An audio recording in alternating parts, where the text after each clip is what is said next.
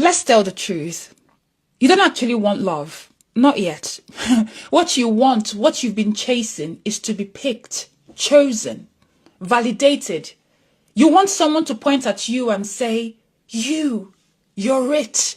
You're finally enough now. I see you. I choose you.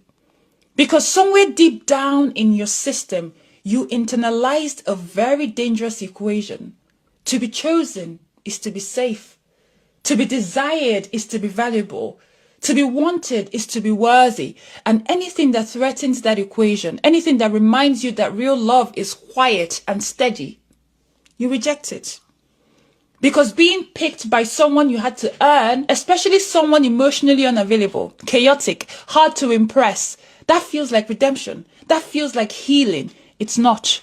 It's just another performance. You know what? Let's rewind, because this didn't start with romance. This started long before. Maybe it was a parent whose love you had to earn. A caregiver who praised you only when you were useful, but never when you were hurting. A family system that rewarded performance and punished emotional needs.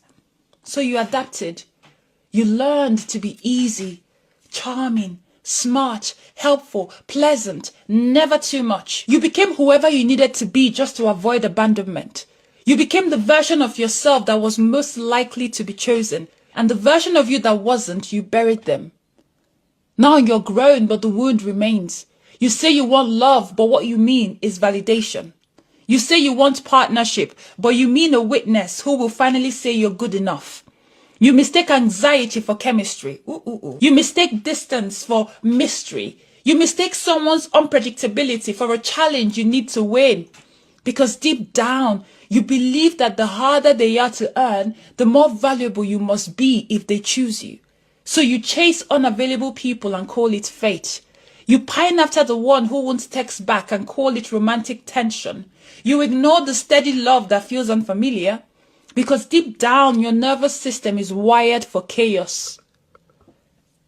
Let me say this as clearly as possible.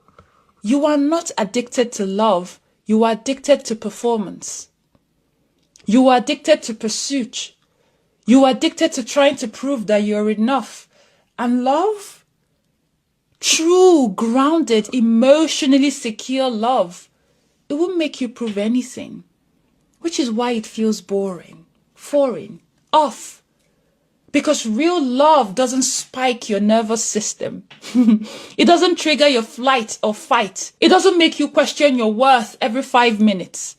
Real love doesn't feel like conquest. It feels like home.